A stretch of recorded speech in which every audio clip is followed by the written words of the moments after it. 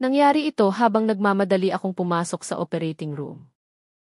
Hinahabol ng kaba ang aking dibdib nang mabalita ang kritikal ang kondisyon ng aking asawa. Bigla akong hinawakan ng isang nurse. Magtago ka at magtiwala ka sa akin. Bulong niya. Sumunod ako at nagtago sa isang katabing silid. Makalipas ang 10 minuto. Bumukas ang pinto. At ang nakita ko ay nagpatigil sa pagdaloy ng dugo sa aking mga ugat. Lumalabas na umuulan ng gabing iyon. Para bang nais ibuhos ng langit ang lahat ng pighati nito. Kakatunog pa lang ng hating gabi sa orasan sa pader ng kondo ni Lyra. Si Lyra, na nakasuot ng isang mahabang seda na roba, ay hindi mapakali. Pabalik-balik siya sa sala. Paulit-ulit na tinitingnan ang tahimik na cellphone na nakapatong sa mesa. Ang kanyang asawa. Si Marco. Hindi pa umuwi. At hindi ito ang unang pagkakataon. Siyempre, ang malaking construction project na pinamamahalaan ni Marco sa Kisu ay madalas nangangailangan sa kanya na magtrabaho hanggang gabi. Pero iba ang gabing ito. Isang kakaibang kaba ang bumalot sa kanyang dibdib. Malamig at tumatagos. Tulad ng hangin sa labas. Nang hapong iyon, nagkaroon sila ng maliit na pagtatalo. Hindi ito seryoso. Tungkol lang sa pera. Hiniling ni Lyra kay Marco na bawasan ng kaunti ang kanyang maluhong paggasta. Ngunit naging iritado ang reaksyon nito. Sinabi niyang hindi naiintindihan ni Lyra ang bigat ng kanyang trabaho. Karaniwan. Sa mga gabing tulad nito. Magte-text si Marco. Nasa site pa. Sobrang traffic. Huwag mo na akong hintayin. Pero ngayong gabi, nanatiling tahimik ang kanyang telepono. 3 beses na siyang tinawagan ni Lyra. Sa una, nagring ito pero hindi niya sinagot. Ang pangalawa at pangatlo ay dumiretso sa voicemail. Siguro nalobat lang. Pilit na pinapakalma ni Lyra ang sarili. Pero hindi nawawala ang masamang kutob. Lalong lumakas ang ulan sa labas. Ang tunog nito ay parang walang tigil na pagtambol sa digmaan. Lumapit si Lyra sa bintana at hinawi ang mga kortina. Ang kalsada sa ibaba ay basa at kumikinang. Walang katao-tao. Niyakap niya ang sarili. Nakakaramdam ng ginaw. Naalala niya ang kanyang biyenan. Na laging labis na nag-aalala tuwing nalalate si Marco. Mabuti na lang at hindi nila ito kasama sa bahay. Kung hindi, mas lalo pang magiging tensyonado ang paligid. Eksaktong 12:30. Ang matinis na tunog ng landline ang bumasag sa katahimikan. Sa gitna ng gabi, napakalakas ng tunog kaya't napatalon si Lyra. Agad na kumabog ng mabilis ang kanyang puso. Halos hindi na tumutunog ang telepono sa bahay. Nanginginig ang kamay na kinuha niya ang receiver. Hello? Basag ang kanyang boses. Nagsasalita po ba ako kay Ginang Lyra? Asawa ni Ginoong Marco. Sabi ng isang boses sa kabilang linya. Walang emosyon. Professional. At napakalamig. Ako nga. May nangyari ba sa asawa ko? Tanong ni Lyra. Humigpit ang hawak sa telepono. Ma'am. Manatili po kayong kalmado. Ang inyong asawa, si Ginoong Marco, ay nagtamo ng malubhang aksidente sa Silima. Kadarating lang niya dito sa Makati Medical Center sakay ng ambulansya. Critical po ang kanyang kondisyon. Dadalhin na po siya sa operating room para sa emergency surgery. Ngayon na. Tila huminto ang mundo ni Lyra. Naramdaman niyang dumulas ang telepono sa kanyang kamay. Critical. Surgery. Ang mga salitang iyon ay lumabas na parang isang bulong. Opo. Ma'am. Ang direktor ng aming ospital. Si Yuchi. Alfonso Reyes. Ang mangunguna sa operasyon. Mas makabubuti kung pupunta kayo agad dito sa ospital. Nagpatuloy ang boses. Ngunit halos hindi na ito narinig ni Lyra. Chay. Alfonso Reyes. Kilala ni Lyra ang pangalang iyon. Si Ilchi Reyes ang pinagkakatiwalaang family physician ni Marco. Malaki ang respeto ni Marco sa kanya. Nagbigay ito ng kaunting kapanatagan. Ngunit ang salitang T-critical ay patuloy na umalinggaw sa kanyang isip. Papunta na ako ngayon. Ibinaba ni Lyra ang telepono nang hindi naghihintay ng sagot. Ilang segundo siyang nakatayong paralisado. Nanghina ang kanyang mga binti. Hindi. Hindi ito pwedeng mangyari. Isang bangungot ito. Ang kanyang asawa. Si Marco. Ang matipuno at laging tila hindi matinag na lalaki. Ngayon ay nasa kritikal na kondisyon. Inutusan ng kanyang utak ang katawan na gumalaw. Ngunit tumanggi ito. Hanggang sa isang bugso ng adrenaline ang dumaloy sa kanya. Kinuha niya ang isang mahabang coat na nakasabit sa pinto. Wala na siyang pakialam sa kanyang itsura. Ni hindi na siya nagpalit mula sa kanyang sedang roba. Susi ng coats. Wallet. Iyon lang ang kaya niyang isipin. Tumakbo siya palabas ng apartment at sumakay ng elevator. Pakiramdam niya ay ganap na hungkag. Hinampas ng ulan ang kanyang malamig na pisngi. Paglabas niya ng lobby. Tumakbo si Lyra patungo sa kanyang kotse sa parking lot. Nanginginig ang kanyang mga kamay. Kaya't nahirapan siyang ipasok ang susi sa ignition. Sa ikatlong subok, umandar din ang makina. Mabilis niyang inapakan ang gas nang hindi na naghihintay na uminit ito. Ang biyahe papuntang Makati Med ay karaniwang tumatagal ng 30 minuto. Pero ng gabing iyon, sa ilalim ng malakas na ulan at nabubulagan ng takot, ang daan ay tila walang katapusan. Nagmaneho siya na parang wala sa sarili. Ang mga luha ay humalo sa tubig sa windshield, na lumalabo sa kanyang paningin. Ang mga wiper ay gumagalaw ng mabilis. Ngunit hindi sapat upang linisin ang agos ng tubig at luha. Ang kanyang mga iniisip ay lumilipat-lipat. Ang imahe ni Marco na tumatawa sa hapunan noong nakaraang linggo. Ang imahe ni Marco na galit sa kanilang pagtatalo kaninang hapon. Sinaksak siya ng konsensya. Bakit siya nagalit dahil lang sa pera? Paano kung iyon na ang huli nilang pag-uusap? Panginoon, iligtas niyo po siya. Pakiusap. Iligtas niyo ang asawa ko. Paulit-ulit na dasal ni Lyra. Nanginginig ang kanyang mga labi. Wala na siyang pakialam sa pagtawid sa mga pulang ilaw. O sa mapanganib na pag-overtake sa ibang mga sasakyan. Ang gusto lang niya ay makarating. Makarating at makita si Marco. At kumpirmahin na isang pagkakamali lang ang salitang T-critical. Sa wakas, ang malaking puting gusali ng Makati Med ay lumitaw sa kanyang paningin. Ipinark niya ang kotse ng basta-basta sa emergency zone. Hindi pinansin ang sigaw ng isang security guard. Tumakbo siya papasok sa emergency lobby. Hiningal. Basang-basa ang kanyang damit sa ulan at luha. Ang asawa ko. Si Marco. Aksidente sa C5. Sigaw niya sa nurse sa information desk. Tiningnan ng nurse ang kanyang computer. Marco. Opo. Dinala na po siya sa ika-4 na palapag. Sa surgical wing. Sakay po kayo ng elevator na iyan at kumaliwa. Operating room 3. Salamat.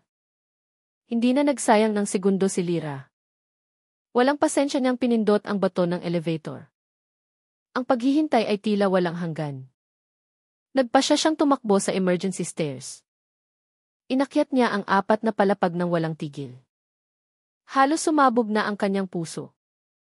Nakarating siya sa ika-4 na palapag. Ang pasilyo ay tahimik. Malinis.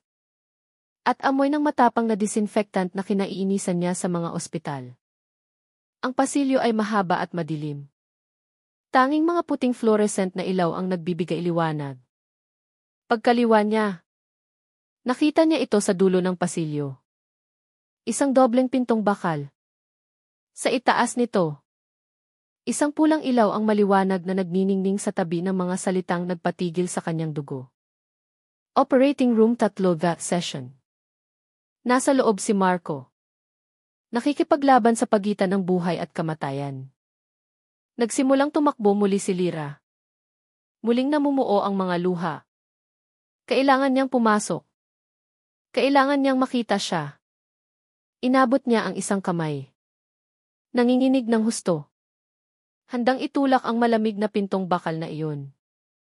Ang kamay ni Lyra ay ilang pulgada na lang mula sa malamig na ibabaw ng bakal. Naramdaman niya ang lamig ng air conditioning na nagmumula sa kabilang panig. Huminga siya ng malalim. Naghahandang pumasok. Handa siyang harapin ang anumang bagay para lang makasama si Marco. Nang dumampi na ang kanyang mga daliri sa metal, isang matatag na kamay ang humawak sa kanyang braso mula sa gilid. "Huwag mong gawin." Napasigaw ng bahagya si Lyra at lumingon. Nagulat. Isang batang nurse ang nakatingin sa kanya na may takot sa mga mata. Ang nurse ay nakasuot ng malinis na asul na scrubs. Ang kanyang surgical mask ay nakasabit sa kanyang lig. Maputla ang kanyang mukha, ngunit ang kanyang mga mata ay nag-aapoy sa isang nakakatakot na pagmamadali. Sa kanyang AC badge ay nakasulat, Angela Santos. John. Kayo po ang asawa ni Sir Marco. Tama. Mabilis na bumulong ang nurse. Ang kanyang boses ay mahina at desperado. Tumango si Lyra. Puno ng gulat. Sinusubukang kumawala sa pagkakahawak ng nurse. Nasa loob ang asawa ko. Kailangan kong pumasok. Bitawan mo ako. Hindi po. Mas hinigpitan ni Nurse Angela ang pagkakahawak sa kanya. Inilalayo siya mula sa pinto ng operating room.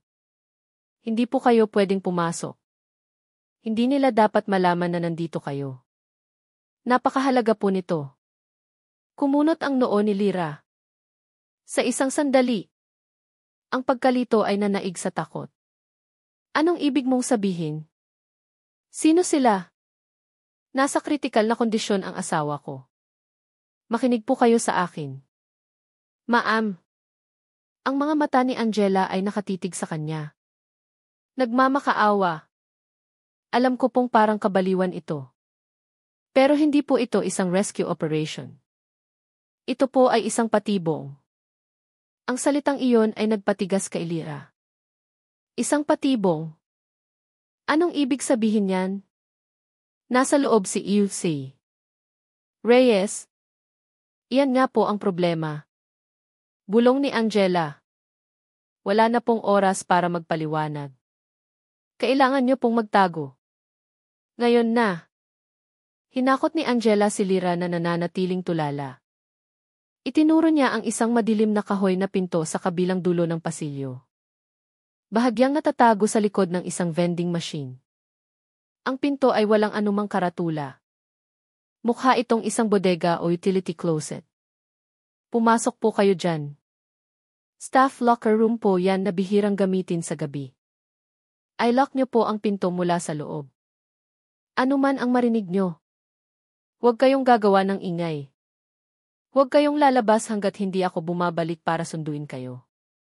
Ano man ang mangyari. Huwag kayong lalabas. Umiikot ang isip ni Lyra. Walang katuturan ang lahat ng ito. Isang nurse ang nagsasabi sa kanya na magtago mula sa operasyon ng kanyang asawa. Tinatawag itong isang patibong. Ngunit ang matinding takot sa mga mata ni Angela ay masyadong totoo. Hindi ito isang pag-arte. Mayroong napakalaking mali sa ospital na ito. Sa likod ng pinto ng operating room na iyon. Bakit kita pagkakatiwalaan? Bulong ni Lyra. Nanginginig ang kanyang boses sa pagitan ng takot at galit. Dahil ako lang po ang nakakita sa totoong medical chart ng asawa niyo. Bago ito palitan ni Ilse Reyes. Mabilis na sinabi ni Angela. Hindi po siya nasa kritikal na kondisyon dahil sa aksidente. Dalian niyo. Baka lumabas sila anumang oras. Ang huling pangungusap na iyon ay gumana.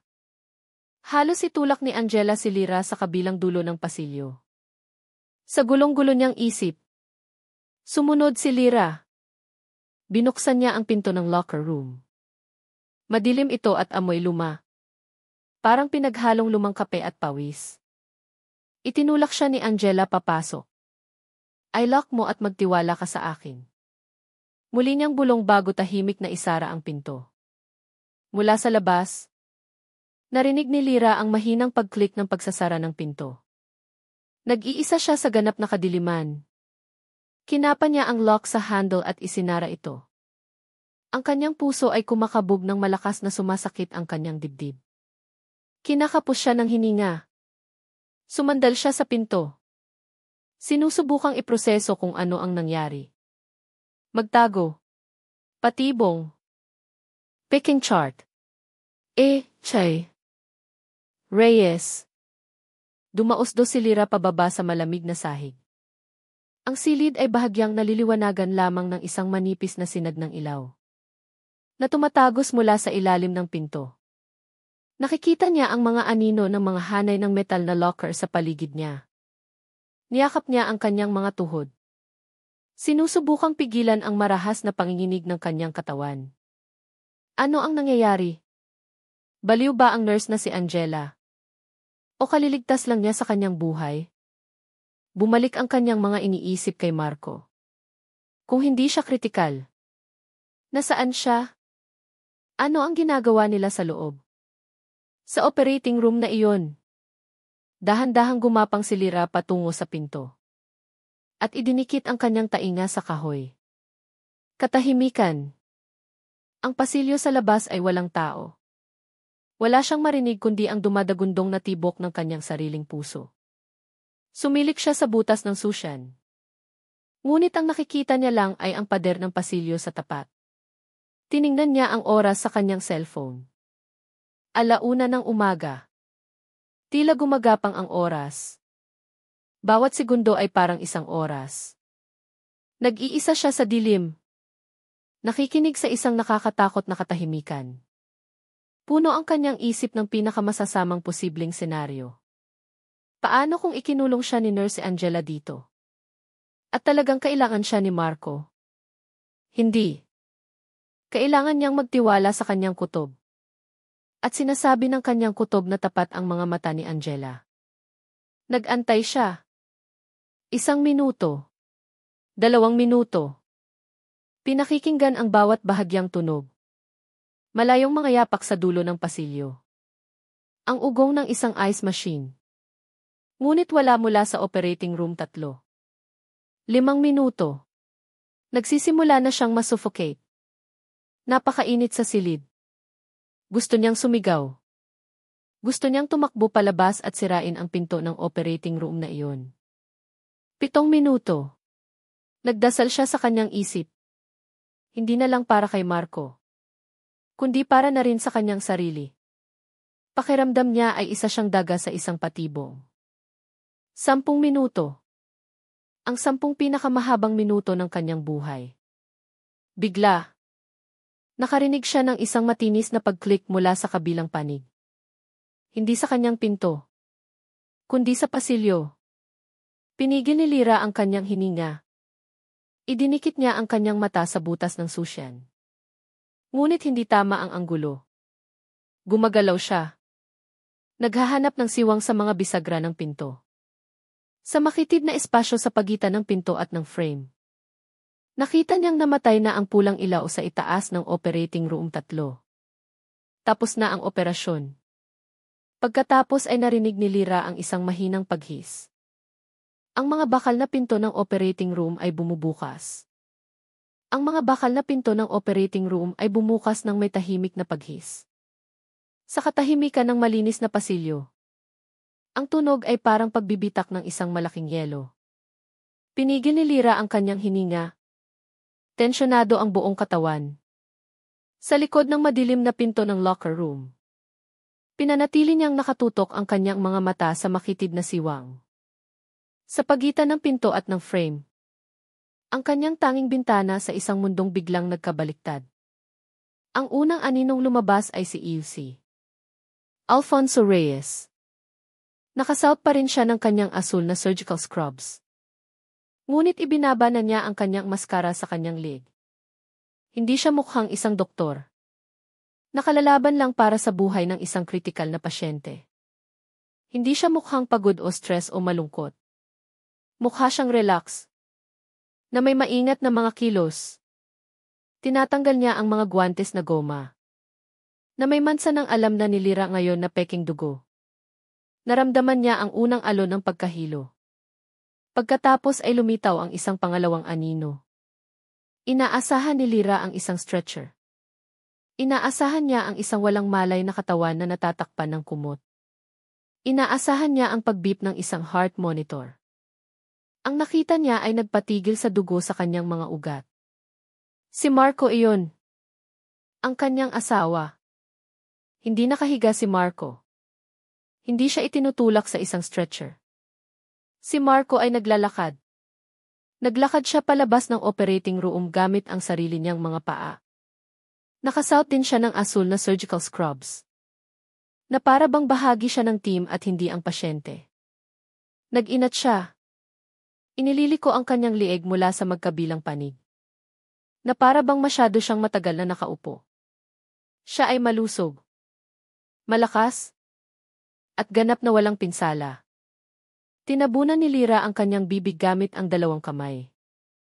Isang impit na hikbi ng kawalan ng pag-asa ang halos makawala sa kanyang lalamunan. Impossible ito. Ito ay isang halusinasyon. Dapat ay epekto ito ng pagkabigla at takot. At pagkatapos ay lumabas ang isang pangatlong tao. Isang babae. Matangkad siya. Balingkinitan. Na may mahabang buhok na umaagos sa kanyang likod. At sa ilalim ng kanyang coat ng doktor. Nakasuot siya ng isang eleganteng damit panggabi. Agad siyang nakilala ni Lira. Si Sheila. Ang personal assistant ni Marco. Ang laging tumitingin sa kanya nang may paghamak sa mga event ng kumpanya. Laging sinasabi ni Marco kay Lira na walang basehan ang kanyang pagsiselos. Lumalabas na hindi bulag si Lira. Naging masyado lang siyang mapaniwalain. Ang plano ay gumana ng perpekto. Ang boses ni Marco ay malinaw na umalinggaw sa tahimik na pasilyo. Ito ay malalim at kalmado. Walang bahid ng sakit. Naramdaman ni Lira na parang sinuntok siya sa sikmura. Tumawa si Eve Reyes habang itinapon ang mga guwantes sa isang biohazard bin. Siyempre gumana. Ang emergency staff ay nasa panig ko. Ang peking report ng aksidente ay nasa system. Ang peking ambulansya ay ginawa ang trabaho nito. Opisyal. Sa ngayon, si Ginoong Marco ay nagtamo ng matinding internal bleeding. Hindi na ako makapaghintay na makita ang mukha ni Lira. Sabi ni Sheila na may boses na parang sumisitsit na ahas. Inabutan niya si Marco ng isang bote ng tubig. Pustahan tayo. Papunta na siya dito. Umiiyak na parang ilog. Puno ng takot. Kawawang tanga. Tumawa si Marco. Tumawa siya. Ang tawang iyon na dati ilaging nagpapakalma kay Lira. Ngayon ay tunog na ng isang demonyo. Lubos siyang masisira. Napakabobo niya. Kinagat ni Lira ang palad ng kanyang kamay. Ang pisikal na sakit ay wala kumpara sa sakit sa kanyang puso. Hindi lang nila siya pinagtaksilan. Pinagtatawanan pa nila siya. Ginawa nila siyang katatawanan sa kanilang karumal-dumal na plano. Ang mahalaga, pagdating niya, sumingit si UC Reyes. Naging seryoso muli ang kanyang tono. Kailangan nating gampanan ang ating mga papel. Marco. Kailangan mong pumunta sa recovery room. Bilis. Humiga ka. Ikakabit namin ang at mga monitor. Kailangan mong magmukhang mahina. Pero stable post-op. Alam ko. Alam ko. Sabi ni Marco. Inirapan ang kanyang mga mata. Mahina ako pero salamat sa magaling na doktor na ito. Nakaligtas ako. Kakausapin ko si Lira sa waiting room. Pagpapatuloy ni E.C. Reyes. Ibibigay ko sa kanya ang mabuti at masamang balita. Ang operasyon ay isang tagumpay. Natigil ang pagdurugo. Pero, huminto siya ng may drama. Pero, tanong ni Sheila. Kumikinang ang mga mata sa pag-asam. Pero, sabi ni E.C. Reyes, isang bahagyang ngiti ang gumuhit sa kanyang mga labi. Sasabihin ko sa kanya na habang nag-opera, may nakita kaming iba. Isang napakadelikadong blood clot malapit sa atay. Sasabihin ko sa kanya na kailangan ko ang kanyang pirma para sa pangalawang procedure bukas ng umaga. Isang napaka-urgent at high-risk na internal cleaning procedure. Siyempre, dagdag ni Marco na may malisyosong ngiti. Eksakto. Tumango si E.C. Reyes. Isang procedure na may napakataas na panganib ng mga komplikasyon. Sa anesthesia. Kung may mangyari sa kanya sa operating table. Nakakalungkot. Pero ginawa namin ang lahat ng posible. Sa wakas, naintindihan ni Lyra ang lahat. Nag-ugnay-ugnay ang lahat. Ang target ay hindi si Marco. Ang aksidente ay hindi totoo. Lahat ito ay isang setup. Isang setup para sa kanya. Ang kanyang isip ay bumalik 3 linggo na ang nakalipas. Umuwi si Marco na may dalang isang tumpok ng mga papel. Para sa isang bagong life insurance policy. Na nagkakahalaga ng milyon-milyong piso. Tinanong siya ni Lyra kung bakit kailangan nila ng bago. Sinabi niya na para ito sa kanilang retirement. Ang kanilang kinabukasan. Naalala ni Lyra na nagbiro siya. Bakit ako ang nakasiguro? Dapat ikaw dahil sa panganib ng trabaho mo sa mga site. Tumawa lang si Marco at sinabing, bahagi ito ng isang investment package.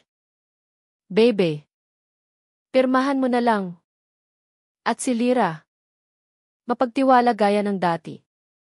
Pumirma. Kalilipirma niya lang sa sarili niyang death warrant. At ang pagtatalo kaninang hapon ay hindi tungkol sa paggasta. Nagreklamo si Lyra na masyadong mahal ang premium para sa bagong insurance. Hiniling niyang kanselahin ito ni Marco. Hindi nakapagtataka kung bakit siya nagalit. Si Lyra, nang hindi namamalayan, ay sinisira ang kanyang plano sa pagpatay. At kapag hindi na siya magising mula sa operating table, ang boses ni Marco ang nagpabalik sa kanya mula sa kanyang nakakatakot na mga iniisip. Ang payout ng insurance ay milyon-milyon. Maaari na tayong umalis sa bansang ito at magsimula ng bagong buhay sa Switzerland. Tumawa si Sheila at kumapit sa braso ni Marco. Nag-book na ako ng mga tiket papuntang Zurich. Silang 3. Ang kanyang asawa, ang kanyang kerida, at ang kanyang family doctor. Silang 3 ay nagplano ng kanyang pagpatay ng detalyado. Sa lugar na dapat ay pinakaligtas sa mundo. Isang ospital. Ang dugo ni Lyra ay hindi na nanigas. Nagsimula itong kumulo. Ang takot na nagparalisa sa kanya ay dahan-dahang nagiging ibang bagay. Isang bagay na malamig, matigas, at matalim. Galit. Pinanood niya ang 3 na kalmadong naglalakad sa pasilyo. Palayo sa operating room. Marahil ay lumiko na sila sa kanto para sa elevator papuntang recovery room. Nawala ang tunog ng kanilang mga yapak. Naging tahimik muli ang pasilyo. Sumandal si Lyra sa pinto. Marahas na nanginginig ang kanyang katawan. Ngunit hindi na ito dahil sa takot. Nanginginig siya sa purong galit. Nakakulong siya.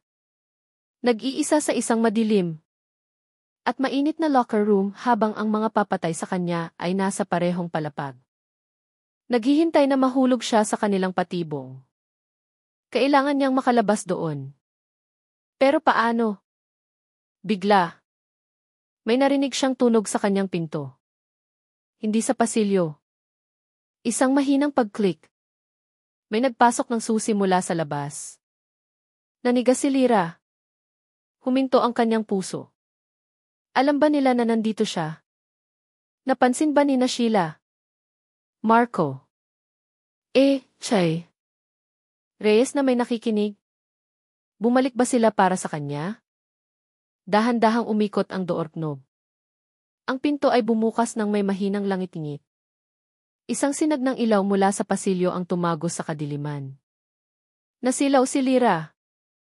Isang maliit na figura na nakasuot ng asul na scrubs ang mabilis na pumasok. Ginang Lyra. Bulong niya. Isang alon ng napakalaking ginhawa ang bumalot kay Lyra. Na halos manghina ang kanyang mga binti. Si Nurse Angela iyon. Mabilis na isinara ni Angela ang pinto at muling nilock ito mula sa loob. Sumandal siya dito. Hinihingal. Sa ilalim ng malabong ilaw na tumatagos mula sa ilalim ng pinto. Ang kanyang mukha ay maputla na parang multo. Nakita niyo po ba sila? Ma'am?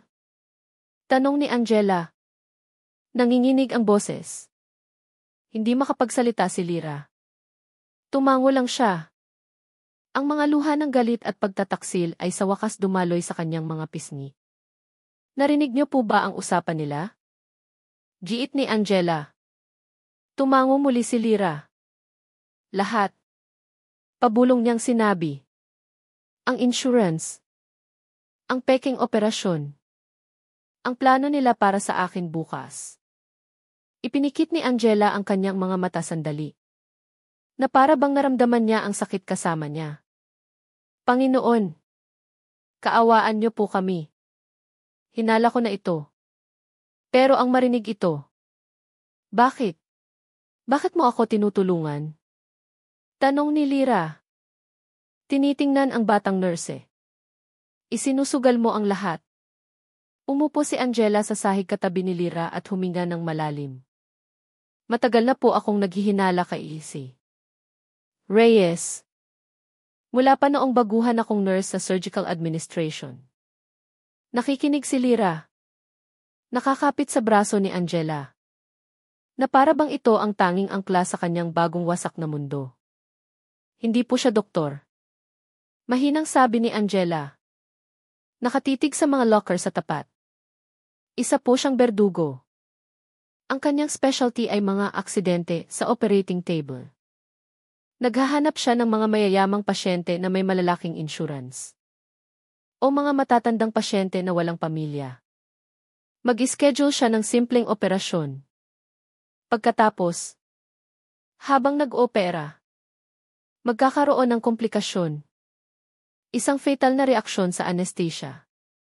Hindi inaasahang pagdurugo. Isang bagay na hindi mapapatunayang medical negligence. Namatay ang pasyente.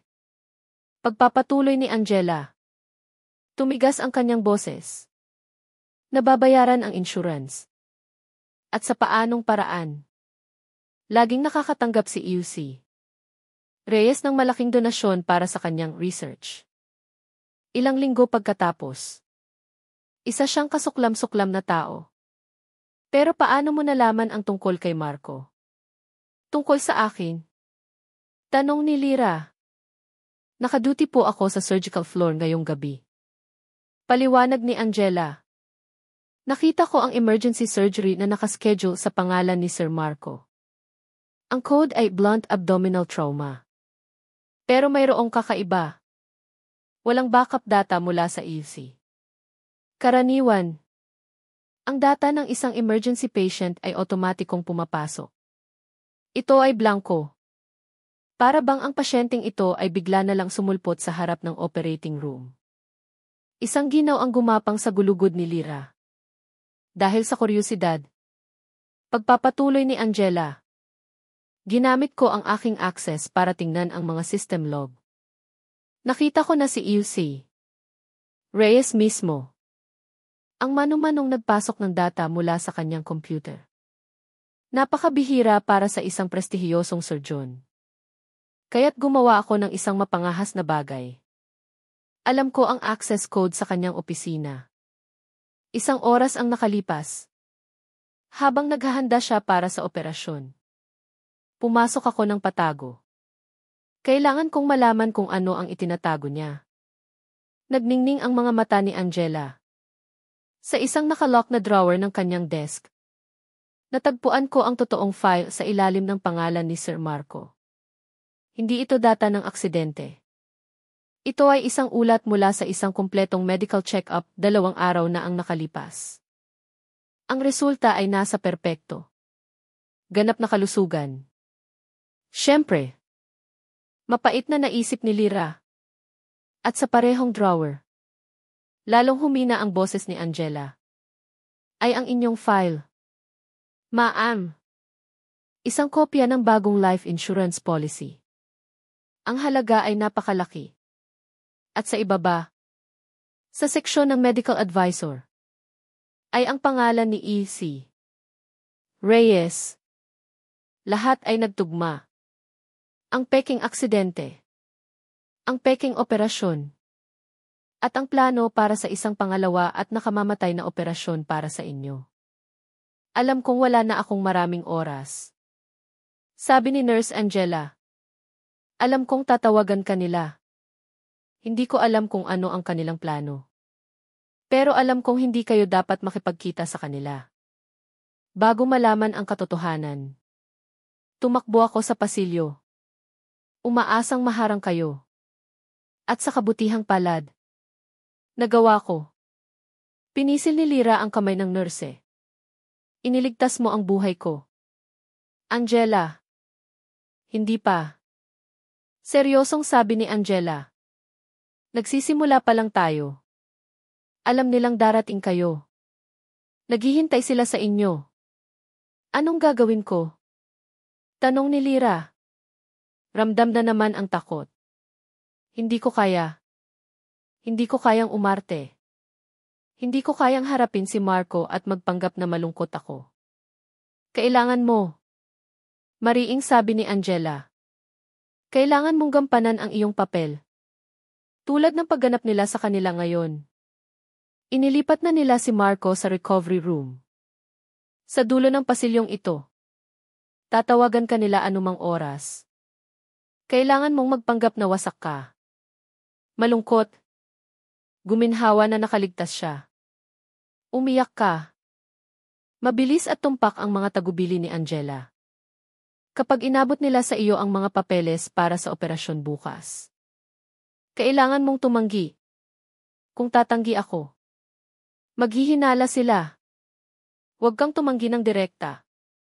Sabihin mong nasa state of shock ka. Na kailangan mo ng oras para mag-isip. Na kailangan mo munang tawagan ang biyenan mo. Kahit anong dahilan. Ang mahalaga ay hindi ka pipirma ng kahit ano ngayong gabi. Kailangan natin ng oras. Oras para saan? Tanong ni Lyra. Para makakuha ng pisikal na ebidensya. Sabi ni Angela. Hindi tayo pwedeng tumakbo. Hahabulin ka nila. Hindi tayo pwedeng pumunta sa pulisya na kwento lang ang dala. Sasabihin nilang isa kang hysterical na babae. Kailangan natin ng hindi matututulang patunay. Anong patunay? Una, ang totoong health report ni Sir Marco na nakita ko sa opisina ni E.C. Reyes. Pangalawa, ang file ng peking operasyon sa sistema. At pangatlo, ang mga security camera recording. Nanlaki ang mga mata ni Lyra. Security cameras? Sigurado akong hindi dumating si Sir Marco sa ospital na ito sakay ng ambulansya. Sabi ni Angela. Dumating siya ng mag-isa. Malamang. Nagpark siya sa underground staff parking lot. Na mas liblib. Kung makukuha natin ang footage ng security camera ngayong gabi. Na naglalakad siya ng kalmado papasok sa ospital. Wawasakin natin ang buong alibi niya sa aksidente. Nasa basement ang opisina ni E.C. Reyes. Sabi ni Lyra. Nagsimula nang gumana ang kanyang utak. Tama. Katabi ng archives room at ng camera server room. Kinumpirma ni Nurse Angela. Iyon ang kanyang lungga. Naglabas si Nurse Angela ng isang puting card mula sa kanyang bulsa. Ito ay isang extrang master access card. Kinuha ko ito mula sa reception desk kanina. Pero may problema. Ang basement hallway ay binabantayan ng mga kamera. At madalas itong mino-monitor ni EC Reyes mula sa kanyang computer. Tiningnan ni Lyra ang card sa kamay ni Angela. Tila napakabigat nito. Gagawa ako ng diversion. Sabi ni Angela. Iti-trigger ko ang fire alarm sa isang itaas na palapag. Magiging abala ang lahat ng security guard doon. Magbibigay ba iyon sa akin ng oras? Tanong ni Lyra. Bumibilis ang tibok ng puso. Kailangan mong pumuslit pababa sa basement. Sabi ni Angela. Nakatingin ng diretso sa mga mata ni Lyra. Pumasok sa opisina ni EC Reyes at hanapin ang totoong file ni Sir Marco. Pagkatapos, pumunta sa server room. Kunin ang mga recording mula sa mga nakaraang oras. Kung may data cable ka, maaari mong ilipat ang mga ito sa iyong telepono. Kinapa ni Lyra ang mga bulsa ng kanyang roba. Nasa kanya ang kanyang telepono ngunit walang cable. Gamitin mo ito. Sabi ni Angela. Inalis niya ang isang maliit na USB drive mula sa keychain ng kanyang uniforme. Isaksak mo ito sa server at kopyahin ng mabilis ang data. Angela. Hindi ko alam kung paano gawin ito. Kaya mo yan. Pagputol ni Angela. Kailangan mong gawin ito. Ito lang ang ating pagkakataon. Pagkatapos, magkita tayo sa basement emergency exit. Sabay tayong aalis dito. Binigyan siya ni Nurse Angela ng isang misyon na imposible. Pumunta sa bibig ng lobo at magnakaw ng ebidensya. Habang ang mga papatay sa kanya ay malayang gumagala sa itaas. Noon, nag-vibrate ang telepono sa kamay ni Lyra. Ang pangalan sa screen ay muling nagpakulo sa kanyang dugo. Chay. Alfonso Reyes. Nagsimula na sila. Bulong ni Nurse Angela. Nanlalaki ang mga mata. Sagutin mo. Gampanan mo ang iyong papel. Mahina. Hysterical. Sunod-sunuran. Huminga ng malalim si Lyra. Iniswipe ang daliri sa screen para sagutin. Huminga ng malalim si Lyra. Ang lumang hangin ng locker room ay tila sumisiksik sa kanyang mga baga. Sa kanyang kamay, ang telepono ay nag-vibrate na parang isang galit na ahas.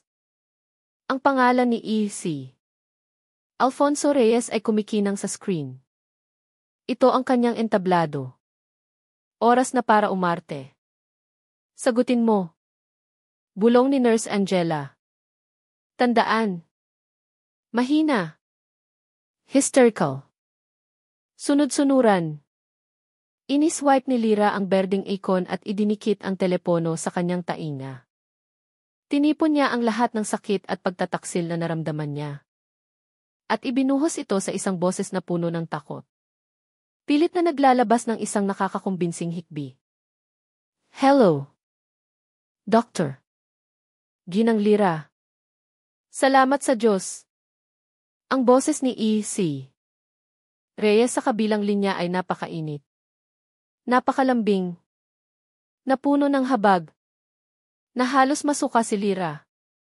Nasaan ka? Hinihintay ka namin. Kailangan kitang makausap. Kakakarating ko lang. Si Marco. Ang asawa ko. Kamusta na po siya? Doctor. Hikbi ni Lyra. Perpektong ginagampanan ang kanyang papel.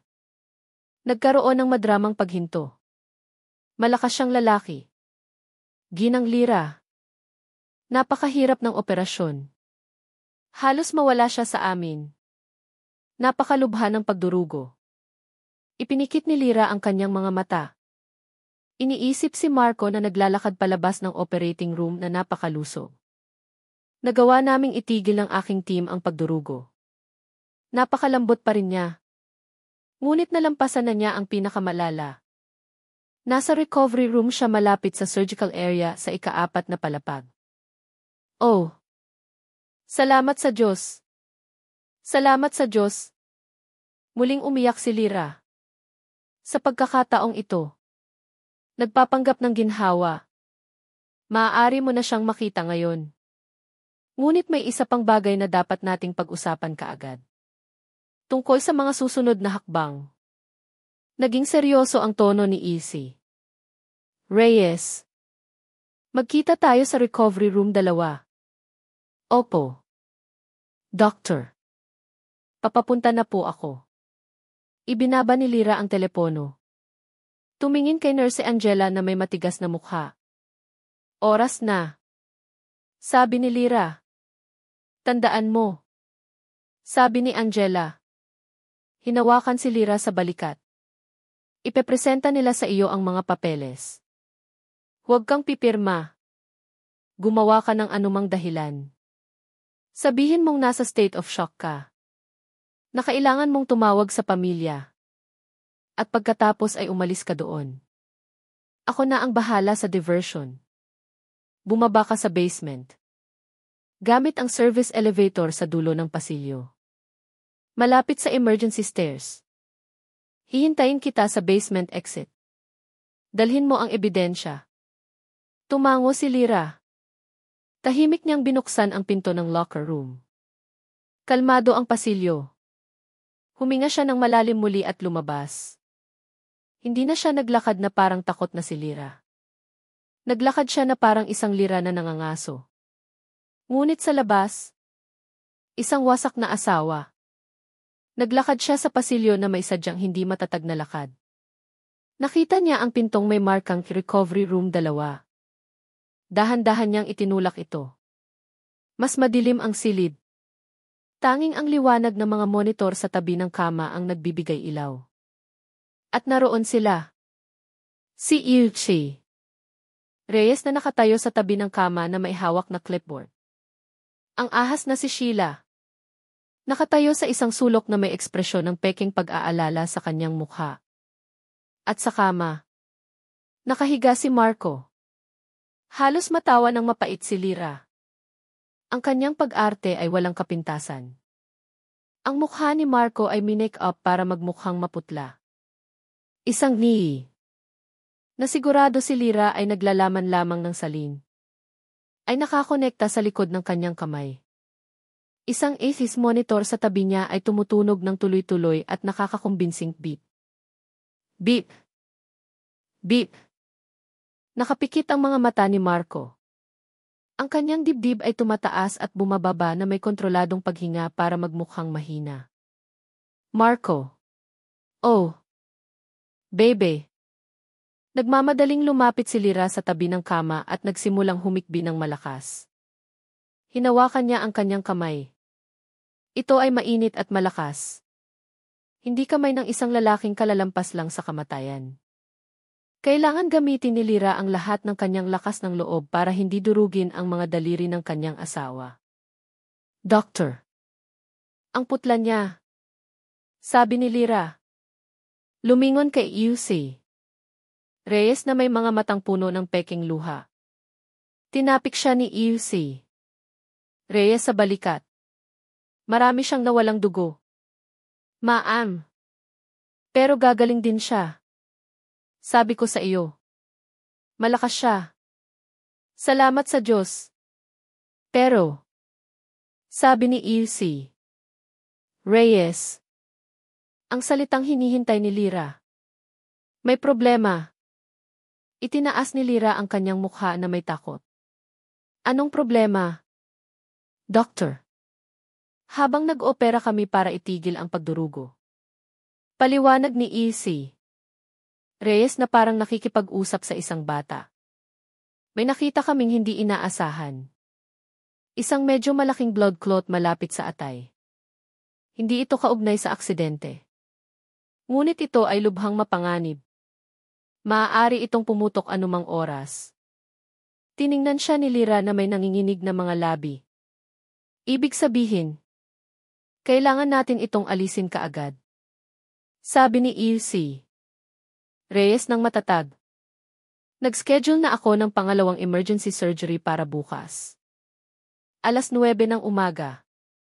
Isang cleaning procedure. Sa sulok, pinigilan ni Sheila ang isang ngiti. Isa pang operasyon. Bulong ni Lyra. Para ito sa kanyang kaligtasan. Pero, inilipat ni Ilse Reyes ang isang pahina sa kanyang clipboard. Ang procedure ay napakadelikado. Ito ay isang sensitibong lugar. May mataas na panganib ng mga komplikasyon sa anesthesia. At internal bleeding. Kailangan ko ang iyong pahintulot. Inabot ni Ilse Reyes ang clipboard kay Lyra. Dito ay may isang papel na may pamagat na ipahintulot para sa high-risk surgery. At sa ilalim nito, isang blankong linya na naghihintay para sa kanyang pirma. Ang pirma ng kanyang sariling death warrant. Na mamaya ay papalitan ng kanyang pangalan. O marahil ito ang pahintulot para kay Marco. Nagagamitin nila mamaya bilang dahilan para operahan siya. Ano man ito. Ito ang patibong. Biglang. Bahagyang kumurap ang mga mata ni Marco. Pirmahan mo na. Baby. Mahinang bulong niya. Parang isang third-rate actor. Tiwala ako kay Ilse Reyes. Lumapit si Sheila. Ginang Lyra. Kailangan ito ni Marco. Pakiusap. Huwag kang mag-atubili. Para ito sa kanya. Pinapalibutan siya nilang tatlo. Tatlong lobo na naghihintay sa isang tupa. Tiningnan ni Lyra ang panulat na inaalok ni Ilse Reyes. Tiningnan niya ang pekeng may sakit na mukha ni Marco. Tiningnan niya ang mapanuyang ngiti ni Sheila. Ako. Nagsimulang manginig ng husto si Lyra. Sa pagkakataong ito, kalahati ay totoo. Ginang Lyra. Kailangan na ito. Jet ni Ilse Reyes. Nagsisimula nang mawala ang kanyang ngiti. Hindi ko kaya. Sigaw ni Lyra. Itinulak niya ang clipboard. Nahihilo ako. Nasusuka ako. Isa pang high-risk na operasyon. Kailangan kong tawagan ang biyenan ko. Ang nanay ni Marco. Hindi ko kayang magdesisyon mag-isa. Nagpanggap siyang nabulunan sa isang hikbi. Kailangan ko ng hangin. Kailangan kong pumunta sa banyo. Bago pa makareact si Ilse Reyes o si Sheila. Tumakbo si Lyra palabas ng silid. Narinig niyang isinigaw ni Ilse Reyes ang kanyang pangalan. Ginang Lyra. Sandali. Pero hindi huminto si Lyra. Tumakbo siya sa pasilyo.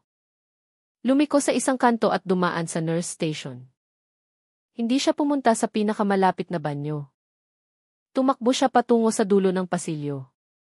Patungo sa kung saan itinuro ni Nurse Angela kanina.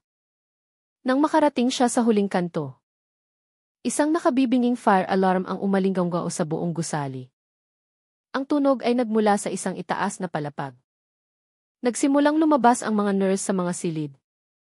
Nalilito. Isang security guard ang tumakbo patungo sa mga pangunahing elevator. Nakikipag-usap sa kanyang radyo. Ito ang diversion ni Angela. Sa gitna ng kaguluhan. Walang nakapansin kay Lyra. Nakita niya ang isang metal na pinto na nagsasabing service elevator, staff only. Iniswipe niya ang card na ibinigay ni Angela. Bumukas ang pinto. Pumasok si Lyra sa makitid na metal na kabina na amoy langis. Pinindot niya ang button para sa basement. Sumara ang mga pinto ng elevator. Nagpahina sa magulong tunog ng alarma. Nag-iisa sa bumababang elevator. Sumandal si Lyra sa pader na ang puso ay tumitibok ng 1,000 milya kada oras. Nanalo siya sa unang round. Pero ngayon, papunta na siya sa bibig ng lobo. Huminto ang service elevator nang may mahinang tunog. Bumukas ang mga pinto. Ang tanawin sa harap niya ay malaki ang kaibahan sa malinis at maliwanag na surgical floor. Ang basement ng ospital ay madilim, malamig, at amoy mamasa-masa. Malalaking tubo ang tumatakbo sa mababang kisam. Ang ilan ay tumutulo ng tubig sa bitak-bitak na sementong sahig. Ang tunog ng fire alarm mula sa itaas ay isang malayong at mahinang alingawngaw. Lumabas si Lyra na mahigpit ang hawak sa card ni Angela. Nag-iisa siya sa isang nakakatakot na katahimikan. Sinundan niya ang halos hindi makitang mga karatula sa mga pader. Archives. Maintenance. Server room. Sa dulo ng koridor. Sa isang bahagyang mas maliwanag na lugar. Nakita niya sila. 2 pinto magkatabi. Ang isa ay nagsasabing PEC. Alfonso Reyes. Chief of Surgery. Ang isa ay isang mabigat na metal na pinto na nagsasabing server room. Restricted access. Ito ang kanyang lungga. Nagpasya si Lyra na pumunta muna sa opisina ni EC. Reyes. Para sa medical report ni Marco. Iniswipe niya ang card. Ang mabigat na kahoy na pinto ay bumukas ng walang ingay. Pumasok siya sa loob. Ang opisina ay nakakagulat na marangya. Makakapal na karpet. Isang malaking mahogany desk. At matataas na bookshelf. Amoy mamahaling kape at katad. Maganda siguro ang kita sa malpractice. Isip ni Lyra. Tumakbo siya sa desk. Nakalock ang mga drawer. Sampain. Wala siyang oras para buksan ang mga ito. Ang kanyang tingin ay napunta sa mga estante. Sa gitna ng makakapal na aklat medikal ay may mga hanay ng mga binder. Binasa niya ang mga label, research, agenda, patients. Kinuha niya ang para sa patients. Wala doon. Kinuha niya ang isa pa. Special projects. At sa loob. Natagpuan niya ito, isang manipis na folder na walang label. Binuksan niya ito. Huminto ang tibok ng kanyang puso. Naroon ito. Ang ulat ng medical check-up ni Marco na may petsang 2 araw na ang nakalipas. Sa ibaba, isang malaking pulang selyo ang nagsasabing optimal physical condition. Sa tabi nito ay isa pang mas makapal na folder. Binuksan ito ni Lyra. Mga financial report ito. Isang final notice mula sa isang bangko. Isang bankruptcy filing para sa isang multimilyong pisong utang. Sa pangalan ng kumpanya ng konstruksyon ni Marco. Narito ang pisikal na ebidensya. At ang motibo. Kinuha ni Lyra ang kanyang telepono. Nanginginig ang kanyang mga kamay na halos hindi niya mabuksan ang camera api. Kinuhanan niya ng litrato ang bawat pahina. Isa-isa. Ang pahina ng check-up. Ang selyong optimal. At ang mga utang sa bangko. Tapos na. Ibinalik niya ang mga file sa kanilang lugar. Ngayon, ang mga kamera. Lumabas siya ng opisina. Maingat na isinara ang pinto. Pumunta siya sa metal na pinto ng server room. Iniswipe ang card. Bumukas ang pinto. Isang bugson ang malamig na hangin at isang malakas na ugong ang sumalubong sa kanya. Ang silid ay puno ng mga server rack. Na may mga kumikislap na berde at dilaw na ilaw. Nakita niya ang isang tumpok ng mga monitor at video recorder. Sa isang sulok, binasa niya ang mga label. Lobby. Hallway. 4th floor. Chay. At sa wakas, underground staff parking. Bingo! Kinuha niya ang e-drive na ibinigay ni Angela at isinaksak ito sa isang e-report. Sa recorder, isang progress bar ang lumitaw sa maliit na screen ng monitor. Copying. Ang tibok ng puso ni Lyra ay kasabay ng dahan-dahang pagtaas ng porsyento. 0%. 20%. Nakita niya ang real-time recording ng parking lot. Walang tao. 30%. 40%. Pakiusap. Bilisan mo. 50%. 60%. Bigla, may narinig siyang ingay. Hindi sa loob ng server room, kundi sa labas, sa basement hallway. Mga yapak. Dalawang taong naglalakad ng mabilis. Huminto ang puso ni Lyra. Dapat ay pinatay na ang fire alarm. Hinahanap nila siya. 70%. 80%. Papalapit ang mga yapak. Huminto sa labas mismo. Hindi siya maaaring nakalayo. Narinig niya ang matinis na boses ni Izzy. Reyes. Tingnan mo ang opisina ko. Ako ang titingin sa server room. Nagpanik si Lyra. Tiningnan niya ang screen. 75%. 78%. Nagsimulang umikot ang doorknob ng server room. 79%. Copy complete. Hinila ni Lyra ang 8th drive kasabay ng pagbukas ng pinto ng server room. Lumingon si Lyra. Bumagsak ang kanyang katawan sa isang server rack sa likod niya. Sa pintuan, nakatayo si Izzy. Reyes. Ang mga mata ay nag-aapoy sa galit. Sa likod niya, ngumiti ng matagumpay si Sheila. Hinahanap mo ba ako? Nanuya si Sheila, na may matamis ngunit nakamamatay na boses. Magandang laro. Ginang Lyra. Sabi ni Izzy. Reyes. Pumasok sa silid. Tiningnan niya ang video recorder at pagkatapos ay ang ATV drive sa kamay ni Lyra. Pagtatago sa locker room. Pagpapanggap ng hysteria attack. Pagtakbo sa basement. Talaga bang inakala mong ganoon kami katanga? At si Nurse Angela? Bulong ni Lyra. Ang munting pakialamerang iyon. Tumawa si Izzy. Reyes. Inasikaso na namin siya. Hindi na siya manggugulo kahit kanino. Nanikip ang sikmura ni Lyra sa takot. Ano ang ginawa nila kay Angela? Akala mo matalino ka? Ano?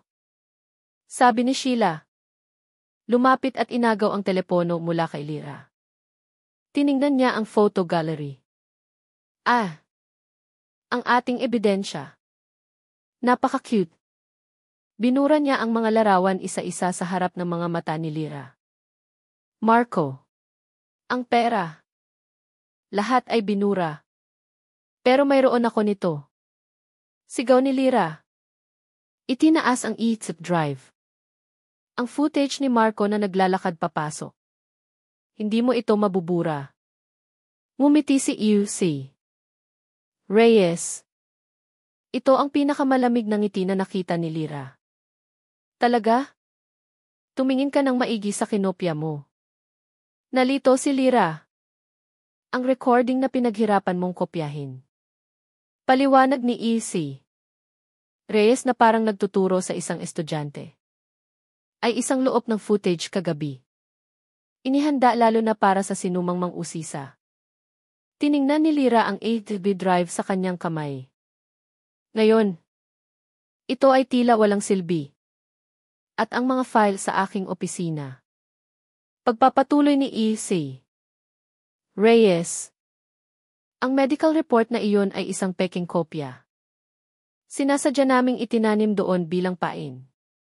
Ang mga orihinal ay nasira na. Ito ay isang patibong. Ang buong pagtakas niya sa basement ay isang patibong. Sinasadya nilang pinatakas siya mula sa recovery room. Itinaboy nila siya pababa dito. Maligayang pagdating sa patibong. Ginang Lyra. Sabi ni Izzy. Reyes. Ngayon, may dalawa kang pagpipilian.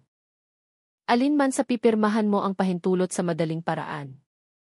Lumapit si Sheila. May kinuha sa likod niya. Isang malaking hiringgilya na puno ng isang malinaw na likido.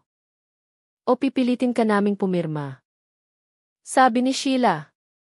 At pagkatapos niyan, maaari na naming isagawa ang iyong pangalawang procedure dito mismo. Ngayon na.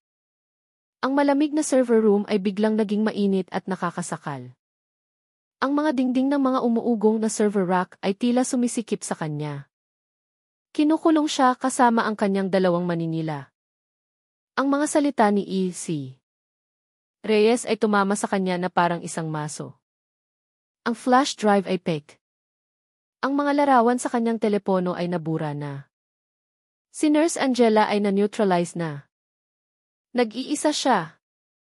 Bawat hakbang na inakala niyang matalino ay talagang isang landas na inilatag nila para sa kanya. Sumayaw siya sa kanilang tugtugin.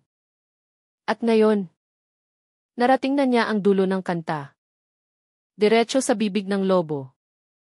Ngumiti si Sheila. Isang ngiti ng purong kasiyahan.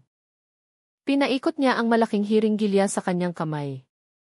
Ang malinaw na likido sa loob ay kumikinang sa ilalim ng mga fluorescent na ilaw. Halika na. Lyra. Sit-sit ni Sheila. Pumili ka. Pumirma sa madaling paraan. O matulog muna ng kaunti. Muling ipinakita ni E.C. Reyes ang clipboard. Ang linya ng pirma ay tila ng uyam sa kanya. Tapos na ang laro. Ginang Lyra. May schedule kaming sinusunod. Mabilis na umikot ang isip ni Lyra. Naroon ang takot. Isang malamig at nakakaparalisang takot. Ngunit sa ilalim nito, ang galit na naramdaman niya kanina sa locker room ay nagsimulang mag-alab muli. Hindi na ito isang baga, kundi isang impyerno na nilalamon ang takot. Akala nila nanalo na sila. Akala nila siya ang sunod-sunuran. Ang bobong asawa. Lubos silang nagkakamali. Kung peke ang bagong ebidensya, gagamitin ko ang lumang ebidensya. Itinaas ni Lyra ang kanyang mga kamay. Nagpapanggap. Nanginginig. Tiningnan niya si E.C. Reyes nang may nagmamakaawang mga mata. CJ. CJ. Ako. Talo na ako. Kayo na ang nanalo. Bahagyang humiti si E.C. Reyes. Isang matalinong pagpili. Pipirma ako. Pabulong na sabi ni Lyra.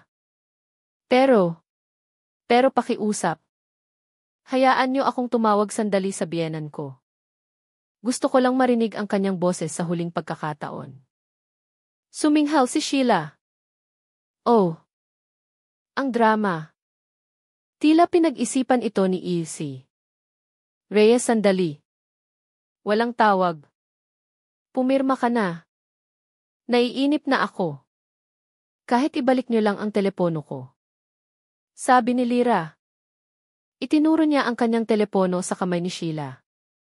Nandoon ang mga kontak ng pamilya ko. Gusto ko lang makita ang larawan ng nanay ko. Inirapan ni Sheila ang kanyang mga mata ngunit tumingin kay E.C. Reyes. Nabahagyang tumango. Ibigay mo sa kanya. Hindi naman siya makakatawag kahit kanino mula sa basement na ito. Blinak na namin ang lahat ng signal. Siyempre. Pinlano nila ang lahat. Inihagis ni Sheila ang telepono sa paanan ni Lyra. Heto. Dahan-dahang yumuko si Lyra. Bawat kilos ay kinakalkula para magmukhang talunan at wasak. Kinuha niya ang telepono. Nanginginig ang kanyang mga kamay. Ngunit sa pagkakataong ito, kinontrol niya ang mga ito. Ang kanyang puso ay kumakabog. Hindi dahil sa takot, kundi dahil sa adrenaline. Hawak niya ang telepono. Tinitingnan ang madilim na screen. Salamat. Bulong niya. Tumayo siya. At sa isang iglap, ang buong kilos niya ay nagbago. Ang kanyang likod, na dati hukot, ngayon ay tuwid. Ang kanyang mga nagmamakaawang mata ay ngayon ay isang matigas at malamig na titig. Ang kanyang mukha, na dati maputla, ngayon ay tensyonado. Naramdaman ni na E.C. Reyes at Sheila ang pagbabago. Bahagyang nawala ang kanilang mga ngiti. Tama ka. Sabi ni Lyra na may patag. At malamig na boses. Magandang laro. Magandang pain. Pero may isang bagay kayong mali. At ano iyon? Nanuya si Sheila. Akala niyo natuklasan ko ang kabulukan ng asawa ko ngayong gabi. Sabi ni Lyra. Pero ilang buwan ko nang naaamoy ang basurang ito. In-unlock niya ang kanyang telepono. Binura ni Sheila ang mga larawan mula sa gallery. Pero hindi alam ni Sheila kung paano hanapin ang isang nakatagong audio folder. Bago ako pumirma. Sabi ni Lyra. Gusto kong marinig niyo ito. Ituring niyo itong isang lullaby. Pinindot niya ang play button. Sa isang segundo. Walang nangyari. Pagkatapos, isang boses ang pumuno sa server room. Ang boses ni Marco. Malinaw at presko. Wala akong pakialam sa pasasalamat mo. Siguraduhin mo lang na ang consulting fees ay nasa Swiss account. Bago matapos ang buwan. 100,000,000. Linisin mo. Ayokong malaman kung paano. Basta siguraduhin mo. Ang recording ay mula 3 buwan na ang nakalipas. Isang tawag sa pagitan ni Marco at isang kasosyo. Inaayos ni Marco ang mga suhol. At money laundering para sa kanyang pinakabagong proyekto sa konstruksyon. Lihim itong ni-record ni Lyra habang nag-aaway sila sa kanyang home office. Iniisip na maaari niya itong gamitin bilang sandata sa isang hinaharap na annulment. Hindi niya inakala na gagamitin niya ito para iligtas ang kanyang buhay. Nanigas sina EUC, Reyes at Sheila. Namutla ang kanilang mga mukha. Iyan, nautal si EUC. Reyes. Walang kinalaman iyan dito. Oh. Meron. Doctor. Sabi ni Lyra. Lumapit. Pinapatunayan nito ang pagkatao ng asawa ko. Pinapatunayan nitong kriminal siya. At ang recording na ito, kasama ang aking testimonya, ay mag-udyok sa pulisya na imbestigahan ang lahat ng kanyang mga transaksyon. Kasama na ang kanyang mga insurance deal sa iyo. Hindi ka makakalabas ng buhay sa silid na ito. Sitsit ni Sheila. Itinaas ang hiringgilya. Malamang hindi. Sabi ni Lyra na may mapanghamong tingin. Pero ang teleponong ito. Itinaas niya ang telepono. Ay nagre-record ng buong usapan natin sa silid na ito. Mula pa noong pumasok kayo. Ito ay isang bluff. Talagang putol ang signal. Hindi ito maaaring mag-transmit ng anuman. Pero hindi nila iyon alam. At ang recording na ito. Pagpapatuloy. Ni Lyra. Itinaas ang kanyang boses. Ay konektado sa cloud. Kung huminto ang puso ko. O kung hindi ako magpasok ng password sa susunod na 5 minuto. Ang recording na ito. Ang recording ng inyong pag-amin. Ng inyong mga banta. Kasama ang recording ng money laundering ni Marco. Ay otomatikong ipapadala sa aking abogado. Sa editor-in-chief ng Philippine Daily Inquirer. At sa biyenan ko. Nanlaki ang mga mata ni EC. Reyes sa takot. Ang bluff ay gumana. Naniwala siya. Pigilan niyo siya. Sigaw ni EC. Reyes. Puno ng gulat. Sheila. Iniksyonan mo na siya ngayon. Natanggal sa pagkatulala si Sheila. Sumigaw at sumugod kay Lyra na ang hiringgilya ay nakatutok na parang isang punyal. Umatras si Lyra. Bumagsak sa malamig na mga server rack. Wala nang matatakbuhan. Itinaas niya ang kanyang mga kamay para protektahan ang kanyang mukha. Naghahanda para sa tusok ng karayom. Tigil! Isang bagong boses ang umalinggaw sa ilalim ng lupa. Isang boses na puno ng galit at otoridad. Ang pinto ng server room na isinara ni EC. Reyes ay biglang bumukas. Sa pintuan, nakatayo si Marco. Nakasuot pa rin siya ng kanyang peking scrubs. Ang kanyang mukha ay pula sa galit. Ang kanyang mga mata ay nag-aapoy. Hindi siya mukhang isang mahinang pasyente. Mukha siyang isang hari. Nakalatuklas lang na pinagtaksilan siya ng kanyang mga tauhan. Anong ginagawa niyo dito? Umungol si Marco. Umalingaw ang kanyang boses. Ang plano ay sa recovery room. Hindi sa basement. Huminto siya ng bigla. Pinagmasdan ang eksena sa harap niya. Isang nagpapanik na si Reyes. Isang nanigas na si Sheila na may hawak na hiringgilya. At si Lyra na nakatayong matatag sa harap ng isang server. Hawak ang kanyang telepono na parang isang sandata. Tiningnan ni Marco si Lyra. At ang galit sa kanyang mukha ay dahan-dahang naging sorpresa. At pagkatapos ay isang malamig na maskara ng pagkamuhi. Sa wakas, naintindihan niya. Alam ng kanyang asawa ang lahat. Isang pagkapatas. 4 na tao sa umuugong na server room. Ang 3 maninila ay ngayon ay nagtitinginan ng may hinala. Ang kanilang biktima ay nasa gitna. Hawak ang pinakamahalagang baraha. Naglakad si Marco. Hindi inalis ang tingin kay Lyra. So, sabi niya sa isang mapanganib na mababang boses. Alam mo. Alam ko ang lahat. Marco. Sagot ni Lyra. Ang kanyang boses ay pantay na malamig. Ang peking operasyon. Ang insurance. Ang plano mong patayin ako bukas. Sa operating table. Lumingon ng bigla si Marco kay Izzy. Reyes. Sabi mo hindi niya malalaman. Sabi mo inasikaso mo na si Nurse Angela. Siya. Nilinlang niya kami. Nautal si Izzy. Reyes. Itinuro niya si Lyra. Nagpanggap siyang nag-hysteria attack. At mayroon siyang recording. Isang lumang recording mo tungkol sa iyong mga negosyo. Tumigas ang mukha ni Marco. Anong recording? Ay play mo ulit. Lyra. Inutusan niya ang sarili sa isip. Kailangan niyang pag-awayin sila. Muling pinindot ni Lyra ang play button. Ang boses ni Marco na nag-uutos na linisin ang 100,000,000 piso. Ay muling pumuno sa silid. Ipinikit ni Marco ang kanyang mga mata. Alam niya ang recording na iyon. Alam niya eksakto kung kailan ito nangyari. Ngunit wala siyang ideya na ni-record ito ni Lyra. Ikaw. Sitsit ni Marco. Tinitingnan si Lyra. Kaya ito ang plano mo. Itrap ako gamit iyan? Simula pa lang iyan.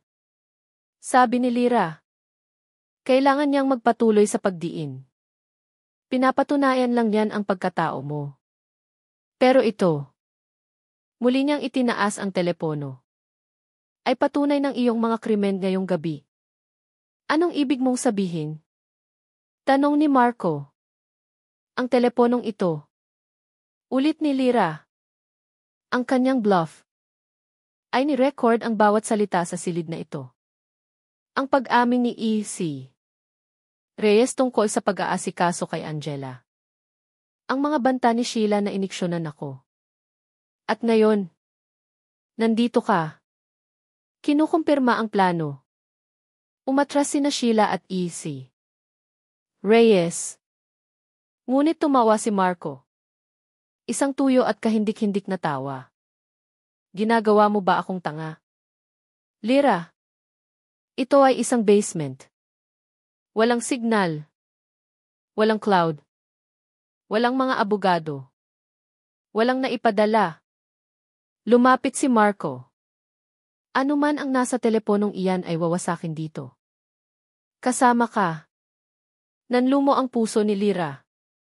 Alam niyang nabigo ang kanyang bluff. Masyado siyang kilala ni Marco. Ibigay mo sa akin ang teleponong iyan. Utos ni Marco. Inabot ang kamay. Hindi. Bulong ni Lyra. Ibigay mo sa akin. Sumugod si Marco. Mas mabilis siya kaysa sa inaasahan ni Lyra. Ang kanyang kamay ay humawak sa kanyang pulso. Brutal na pinilipit ito. Sumigaw si Lyra sa sakit. Ang telepono ay dumulas mula sa kanyang kamay. Dumausdos sa sementong sahig. Nabasag ang screen. Ngumisi si Marco. Itinaas ang kanyang paa para durugin ito. Game over. Baby. Huli na. Isang bagong boses. Malakas at may kumpiyansa. Ang nanggaling sa pinto. Lumingon ang lahat. Sa pintuan. Nakatayo si Nurse Angela. Wala siyang pinsala. Hindi siya na-neutralize. Nakatayo siya ng matatag. Ang mukha ay puno ng matuwid na galit. At hindi siya nag-iisa. Sa likod niya ay dalawang matipunong security guard ng ospital na may matitigas na mukha. Nanlaki ang mga mata ni Marco. Umatras si EUC. Reyes. Hindi. Impossible. Talaga bang inakala mong ganoon ako katanga? Doctor. Sabi ni Angela. Pumasok sa silid. Inakala mong ipapadala ko si Ginang Lyra ng mag-isa sa lungga mo? Anong pinagsasabi mo? Nautal si EUC. Reyes. Ang fire alarm kanina. Paliwanag ni Angela. Ay hindi isang diversion para sa mga guard. Ito ay isang diversion para sa inyo. Habang abala kayo sa paghabol kay Lyra. Kami ng mga ginoong ito. Itinuro niya ang mga guard. Ay pumunta sa central control room. Nadisable namin ang pecking loop sa server na ito. Kinuha namin ang kontrol. Itinuro ni Angela ang isang security camera sa sulok ng kisam ng server room. Ang maliit na pulang ilaw nito ay kumikislap. Ni-record nito ang bawat salitang sinabi niyo sa silid na ito. Sabi ni Angela. Bawat banta. Bawat pag-amin. Ay ni-record ng real-time ng pinuno ng seguridad ng ospital. Tiningnan ni na Marco. Chay. Reyes. At Sheila ang kamera na iyon ng may sindak. Sila ay natrap. Ganap na natrap. At ang flash drive na iyon. Dagdag ni Lyra. Itinuro niya ang drive na nasa mesa pa rin ng recorder. Iyon ang totoong pain. Pain para mapanatili kayong abala. Tiningnan ni Lyra si Marco. Habang hinahabol mo ako. Kinopya ni Angela ang totoong footage ng iyong pagdating. Ikaw na kalmadong naglalakad sa staff lobby. Nagtatawanan kasama si Sheila. Nasa amin na ang lahat. Katahimikan. Ang ugong ng mga server ang tanging tunog. Ang mukha ni Marco ay naging abo. Gumuho ang kanyang perpektong plano. Si Yuchi. Reyes ang unang bumigay. Alam niyang tapos na ang kanyang karera. Ang kanyang buhay. Ang kanyang mga mata ay mabilis na lumibot. Nakita niya ang hiringgilya na nahulog ni Sheila. Nang pumasok si Marco. Sa isang desperadong ungol. Sumugod si EUC. Reyes, para dito. Hindi niyo ako mahuhuli. Hindi niya inatake si Lyra. Inatake niya ang tanging taong may teknikal na ebidensya. Si Nurse Angela. Angela. Mag-ingat ka. Sigaw ni Lyra. Ngunit hindi gumalaw si Angela. Inaasahan na niya ito. Habang sumusugod si EUC. Reyes sa kanya. Hindi umatras si Angela. Lumapit siya. Kinuha ang sarili niyang hiringgilya mula sa bulsa ng kanyang uniforme. Mas maliit.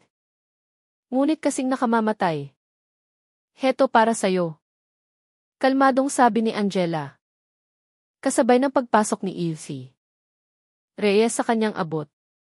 Itinusok ang hiringgilya direkta sa makapal na hita ng doktor. Ito ay isang malakas na pampakalma. Max dose. Alam mo ang mga epekto. Di ba? Doctor. Huminto si EUC. Reyes. Nanlaki ang kanyang mga mata sa sorpresa. Tiningnan niya ang hiringgilya na nakatusok sa kanyang hita. Sinubukan niyang bunutin ito, ngunit nagsimulang manginig ang kanyang mga kamay. Nanghina ang kanyang mga binti. Bumagsak siya sa sahig na parang isang sako ng patatas. Pumikit ang kanyang mga mata.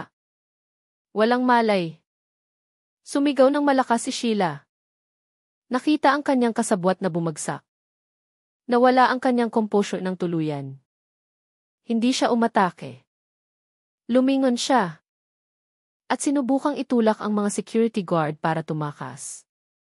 Ngunit madali siyang nahawakan ng pangalawang guard sa braso at pinusasan. Si Marco na lang ang natira. Nakatayo siya doon. Tulala sa bumagsak na si Iuse. Reyes. Ang humihikbing si Sheila. At si Lyra. Na nakatingin sa kanya ng walang takot. Isang bulag na galit ang sumakop sa kanya. Kung babagsak siya, isasama niya si Lyra. Kasalanan mo ang lahat ng ito. Umungol siya. Nakalimutan niya ang mga guard. Nakalimutan niya ang kamera.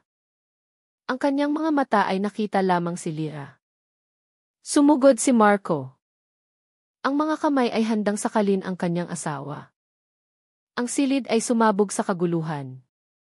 Ang galit na sigaw ni Marco na, kasalanan mo ang lahat ng ito, ay umalingaw-ngaw sa gitna ng ugong ng mga server. Ang kanyang mga mata ay namumula. Ang mga pupil ay dilat dahil sa adrenaline at purong puot. Hindi na niya nakikita ang mga security guard. Niwala na siyang pakialam sa nagre-record na kamera. Ang tanging target niya ay si Lyra. Sumugod siya. Ang unang security guard na hindi hawak si Sheila ay mabilis na kumilos. Sir! Huwag kang gagalaw. Sigaw niya. Humarang kay Marco.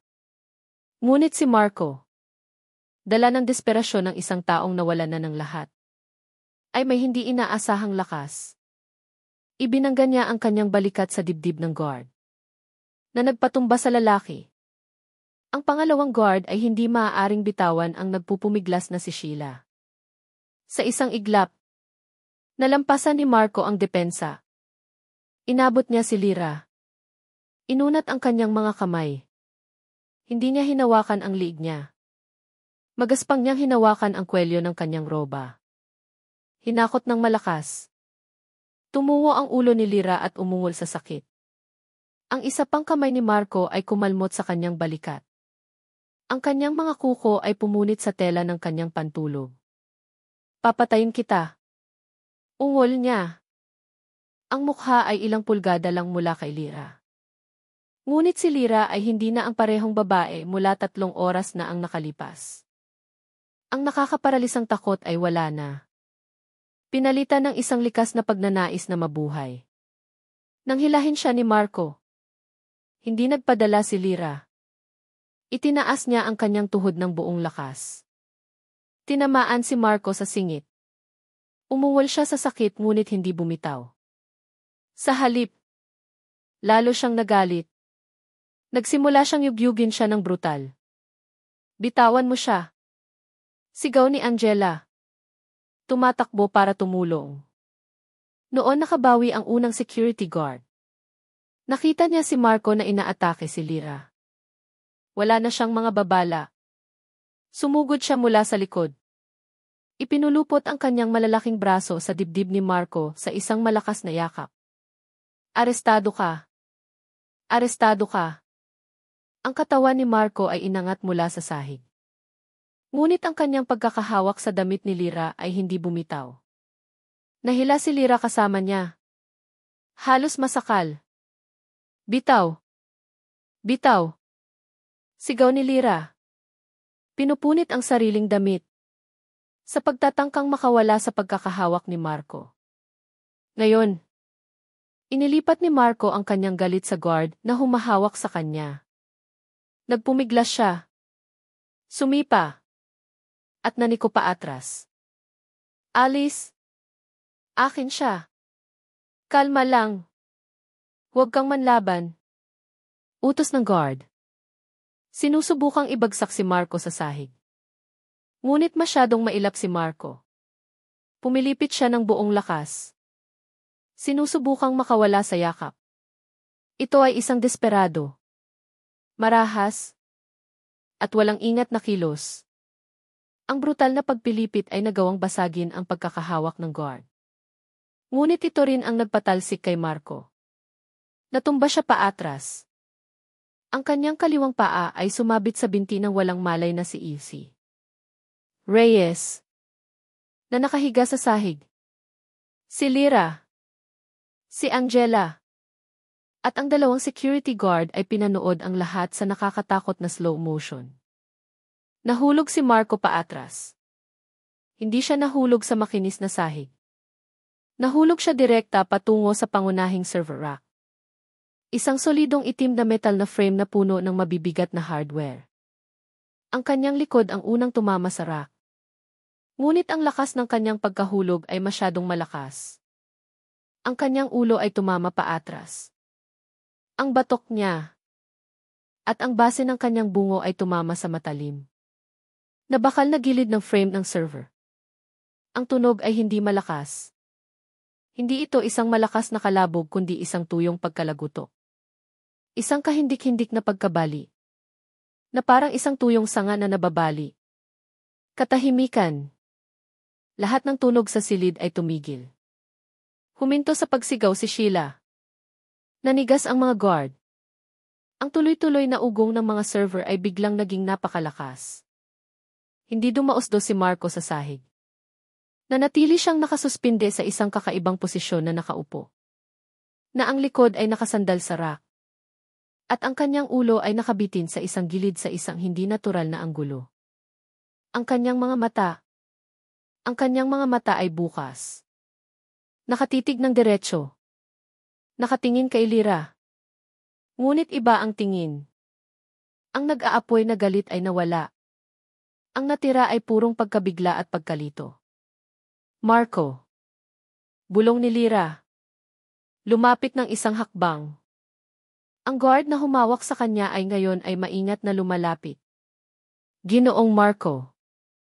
Ambulansya. Ambulansya sa basement. Sigaw niya sa kanyang kasama. Ibinuka ni Marco ang kanyang bibig. Walang tunog na lumabas. Isang mababaw na paghinga lamang. Sinubukan niyang itaas ang isang kamay. Hindi ito gumalaw. Sinubukan niyang igalaw ang kanyang mga binti. Nanatili silang walang galaw. Isang dalisay at ganap na takot. Isang ibang uri ng takot kaysa sa galit ngayon. Ang pumuno sa kanyang mga mata. Tiningnan niya si Lyra. Sinubukang magsalita muli. Ako. Ang kanyang boses ay isang magaspang na bulong. Hay, hindi ko maigalaw ang mga binti ko. Muli niyang bulong. Ang mga kamay ko. Hindi. Wala akong maramdaman. Tiningnan ni Lyra ang kanyang asawa. Ang lalaking sumubok na pumatay sa kanya ilang segundo lang ang nakalipas. Ang lalaking nagplano ng kanyang kamatayan sa isang operating table. Ang lalaking nagpanggap na paralisado. Ngayon, siya ay tunay na paralisado. Panginoon, kaawaan niyo po kami. Bulong ni Angela. Tinatakpan ang kanyang bibig.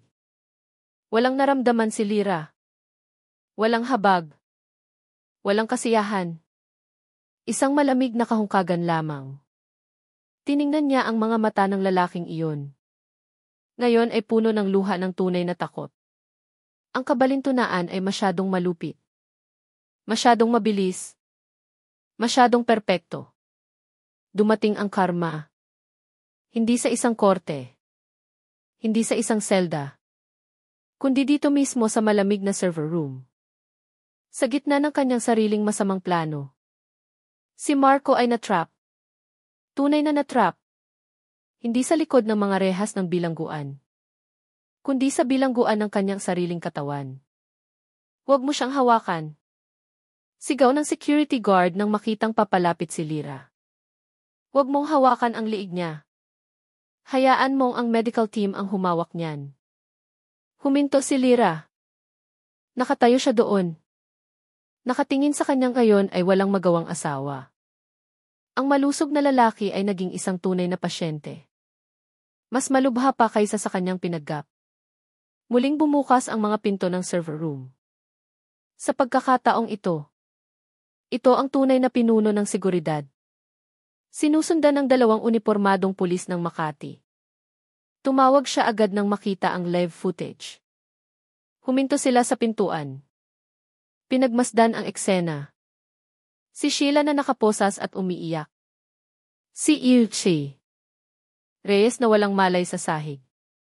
Si Marco na paralisado laban sa isang server rack.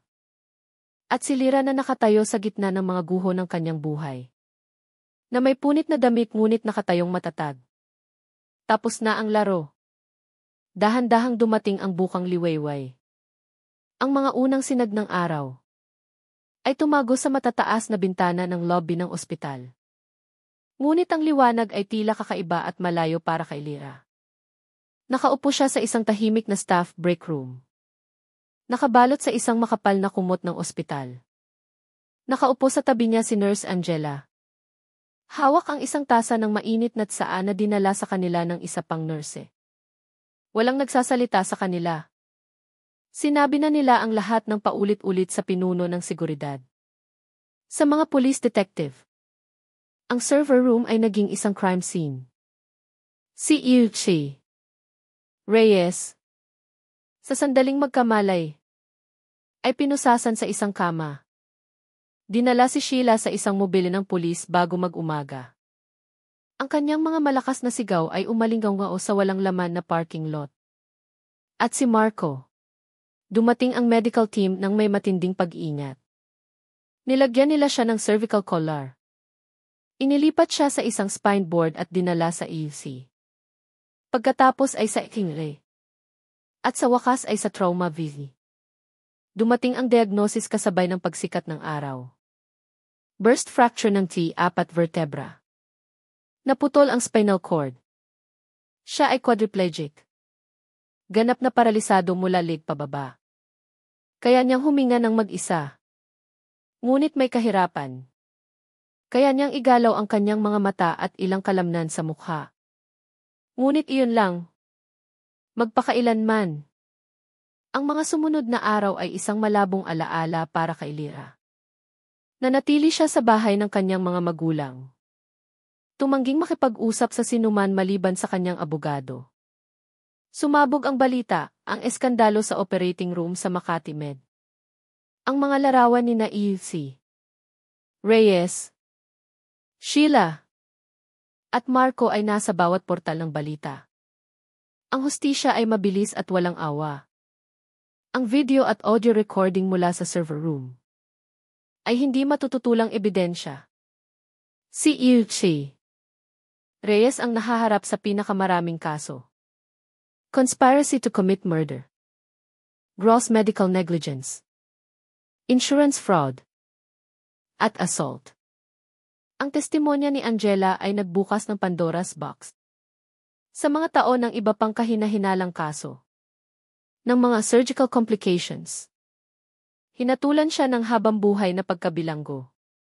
Tinanggalan ng kanyang lisensyang medikal at nakatakdang mamatay sa kahihiyan. Si Sheila, bilang kasabwat, ay napatunayang nagkasala rin ng conspiracy to commit murder. Ang kanyang magandang umiiyak na mukha sa korte ay hindi nakakilos sa hukom. Nakatanggap siya ng sentensyang 20 taon sa bilangguan. Si Angela ay tinanghal na isang bayani. Matapos ganap na baguhin ng ospital ang board of directors nito. Inalok nila siya ng isang bagong posisyon. Chief Supervisor of Ethics and Patient Compliance. Tinanggap niya ito. Determinado na tiyaking walang sinuman tulad ni Chay Reyes ang makakapag-opera muli. At si Lira. Nagsampa siya ng annulment. Sa parehong araw na inilipat si Marco mula sa inilakip niya ang ebidensya ng pagtatangkang pagpatay. At ang lumang audio recording tungkol sa money laundering. Agad na ipinagkaloob ng korte ang annulment. Dahil sa kawalan ng akusado. Lahat ng ari-arian ay na-freeze. Ang life insurance policy ay idineklarang walang bisa. Ang multimilyong pisong utang na nilikha ni Marco ay nanatili. Ang kanyang responsibilidad. O sa halip, ang responsibilidad ng state-appointed trustee para pamahalaan ang kanyang mga nakumpiskang ari-arian. Malaya na si Lyra sa pinansyal, legal, at emotional. Isang buwan ang lumipas. Nagpasya si Lyra na kailangan niyang isara ang kabanatang ito magpakailanman. Bumisita siya kay Marco. At ito na ang huli. Wala na siya sa isang marangyang ospital. Nasa isang long-term care facility siya. Pinamamahalaan ng estado para sa mga bilanggo na may espesyal na pangangailangang medikal. Ang kanyang silid ay maliit at amoy antiseptiko at kawalan ng pag-asa. Nakahiga siya sa isang espesyal na kama na ang ulo ay hindi maigalaw ng mga suporta. Ang kanyang mga mata lamang ang gumagalaw. Nakatitig sa kisam. Isang nurse ang nagpapalit ng kanyang catheter bag nang pumasok si Lyra. Mabilis na lumingon ang mga mata ni Marco patungo sa pinto. Nakita niya siya. Si Lyra ay nakasuot ng isang simpleng mapusyaw na asul na damit. Mukha siyang kalmado at malusog. Sumingkit ang mga mata ni Marco. Isang dalisay at walang magawang puot ang nag-aalab sa mga ito. Sinubukan niyang magsalita. Isang gumagaralgal na tunog ang lumabas sa kanyang lalamunan. Kinamumuhian niya siya. Sinasabi niyang kasalanan niya ang lahat. Dahan-dahang lumakad si Lyra sa tabi ng kanyang kama. Tumayo siya sa katahimikan sandali. Tinitingnan ang lalaking minsan niyang minahal. Ang lalaking nagtaksil sa kanya sa pinakamalupit na paraan. Wala siyang naramdamang habag o galit. Ang katapusan lamang. Pumunta ako para sabihin sa iyo ang isang bagay. Mahinang sabi ni Lyra. Ang kanyang boses ay kalmado at malinaw sa tahimik na silid. Tinitigan siya ni Marco na may namumulang mga mata. Gusto mo akong ilagay sa isang operating table. Di ba? Pagpapatuloy ni Lyra. Gusto mong maging walang magawa ako. Umaasa sa mga makina para makapagsimula ka ng bagong buhay. Muling umungol si Marco. Mas malakas ngayon. Sabi ni Lyra. Lumapit ng kaunti. Ikaw ang nakakulong sa isang kama. Ikaw ang umaasa sa iba para sa lahat. Magpakailanman. Hindi ba't nakakatawa? Tumayo ng tuwid si Lyra. Mag-enjoy ka sa natitirang bahagi ng iyong buhay. Marco. Naglakad siya palabas ng silid. Dumaan sa mga guard at lumabas sa pangunahing pinto ng pasilidad. Sa labas, maliwanag ang sikat ng araw. Ang hangin sa umaga ay sariwa. Huminga ng malalim si Lyra. Naramdaman ang init ng araw sa kanyang mukha. Sa unang pagkakataon sa mahabang panahon, naramdaman niyang malaya siya. Naglakad siya pababa sa mga hagdan at patungo sa kanyang kotse. Patungo sa natitirang bahagi ng kanyang bagong buhay.